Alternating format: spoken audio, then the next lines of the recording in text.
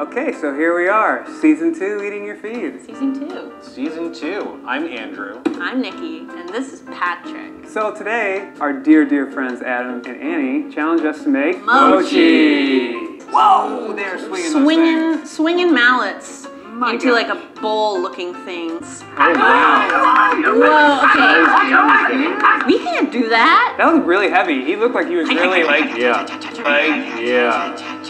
So we're gonna bring on our culinary expert and good friend, Ria.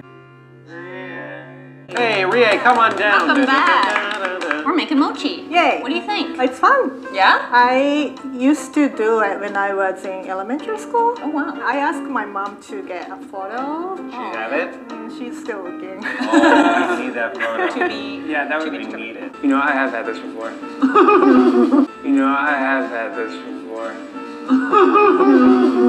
One thing about safe people is they laugh about stuff which should not be laughed about. And their dialogue is pointless. And they can be awkward. I mean, some of them are more awkward than others. Patrick looks obviously the most awkward, as if he has a bowel movement coming on. Almost like very soft gummy bears. So this way of making mochi requires those special equipment things. So to make mochi, we are required to find some special equipment, and you have that special equipment. Hi. Who are you and why do you have this? Hi. My name is Kent Madame, and I work here at the Japanese American Culture and Community Center. Kent's job title is Community Engagement Manager. That sounds ridiculous. What is community engagement supposed to mean? Does Kent knock on the doors of the few white Americans who remain in LA if he can access their gated communities and spread the gospel about how wonderful it is that America is melding with Japan and the rest of the world? Come on down and see a traditional performance of Japanese art. After all, silly white Americans, you don't know how to practice art. So right now we're here in the James Irvine Japanese Garden in Little Tokyo. Kizuna's mission is to educate, engage, and empower the next generation of Japanese and Japanese American youth. Notice that he mentions the word empowerment. The left absolutely loves that word, or variations of it. They say things like, that film was powerful. It's a dog whistle.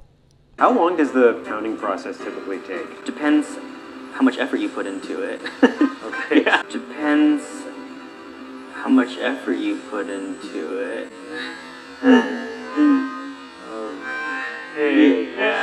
So for your team, for example? We can get through one mochi in maybe 10-15 minutes. Oh, really? Wow. Wow. Yeah. Do you think we can do this? Yeah, you folks are gonna be great. Wow. Wow. We got the Kent seal of approval there. We got the Kent seal of approval. Do you know the number of people who die every year? I don't know. It's been reduced. Wait, hold on. We gotta wait. Reduced.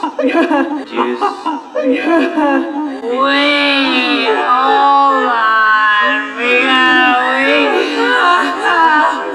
wait. Paul Bunyan.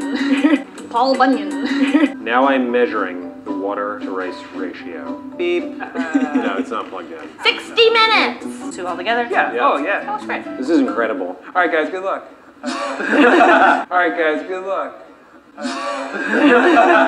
Something about the tall, lanky dude, Patrick, makes me think that 25% of his DNA is from a caterpillar. He sleeps in a real cocoon at night, on the ceiling, and he breathes through a straw in his nose. And then in the morning, he emerges from this sealed cocoon, and he's like... and he's covered in a translucent mucus all over his body. It looks like two wooden horses are like trying to like kiss each other. Rice porridge. Rice porridge. You're going to steam. Yeah. What is the difference between cooking and steaming? I can do that job. Okay, how do I do this job? I got mugs for coffee. Thank you. I came in at the wrong time. Thank you. I came in at the wrong time. Feels good. It's more satisfying than the squishing, right? Yeah, it feels good. It's more satisfying than the squishing, right? Yeah. I'm definitely thinking about like choking and dying now. This is pretty like a large. Yeah, I've been thinking about that all night. Flour hits the board and you stick to your hands. That's a mochi. Yeah. Yeah. This flavor is a revelation. Revelation. As for Andrew, I mean, he's not able to say anything really funny, but let's say he said something that was kind of almost funny, like he made some generalization about Japan. Let's say Andrew was mimicking those real Japanese dudes. And by the way, they should have gotten a real Japanese dude to teach them how to make mochi, not the fake Japanese American guy.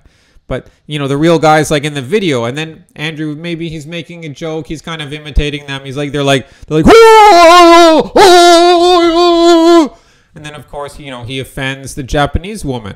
And she's like, "You've really disrespected my culture. And I feel almost like violated." I mean, and then he would totally have to apologize. And he would apologize for his white privilege, for his toxic masculinity, because it would be mixed in with some sort of masculine toxicity, racism, some bullshit like that you know is silly. They would totally go along with it. I mean, Andrew and specifically, or Patrick, and they would, not only would they go along with it, they would feel the guilt. They wouldn't just be like going against their impulse. They have internalized all this stuff permanently. They're permanently safe. Can you guys take that over there? Ria, come here. That was my part. That was my part. That was my part. Some people wouldn't understand me when I say that these people are safe. They would think these people are normal. And in a sad way, they are kind of normal. But it should not be the norm. Some people might even laugh at some of the things these safe people are saying. And to me, that's really messed up. It's disturbing to think that there are people who find this dialogue funny. There's really no point in commenting on what the chicks are saying because the chicks are just bubbly, you know, saying bubbly things. There's almost no point in... I'm more focusing on the men here because it's the men you would expect to say something a bit, you know, something with some actual substance in it. And I know this is just a cooking show. Yeah, sure, they're just doing an innocent cooking show, but still, real dialogue should have something in it. When you're a safe person, it's like you're always 12 years old. Your friends are always 12 years old too. You can all be safe together and make safe, silly jokes about nothing. Because there's nothing inside your soul. Just the horrible sound of a vacuum. When a safe person hangs out with another safe person, what's going on in their heads? Who really knows? But one thing is certain. They both know that they're in safe company. They naturally seek out other safe people. Nobody's gonna rock the boat or say anything too edgy, but they can pretend that they're edgy. If you're a guy and you play this game, part of the rules is that you have to pretend that your balls are snipped off. You can't have too much testosterone because then you might get more relaxed, and that's not allowed. Safe people are not chill people.